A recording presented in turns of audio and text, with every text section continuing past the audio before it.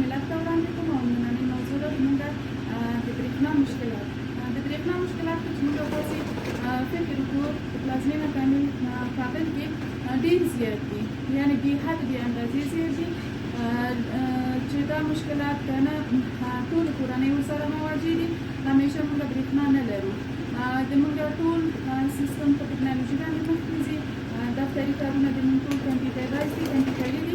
کله چې یو چېرته یو مرجع ته موږ مراجعه کړو او هغه مکتوب ته موږ مثلا موږ تراکي یا کوم کار د موږ بند وسي، نو موږ ته وایي تاسې انتظار وباسئ چې تر اوسه پورې برق راشي یا برېښنا راشي. نو تر کله پورې به موږ د برېښنا په تمه اوسو، تر کله پورې به موږ د برېښنا په انتظار باندې اوسو چې دا برېښنا راشي او د موږ د یو هغه کار ته په نیم ساعت کې یا مثلا هغه کار ته په 10 دقیقو 15 دقیقو کې دا خلاصېږي، هغه کار همیشه په ساعتو باندې دوام کوي. نو راځئ درنو مسؤلینو باندې دا غږ زه وکړم چې راځئ دې خبرې ته د پای ټکی کېږدو.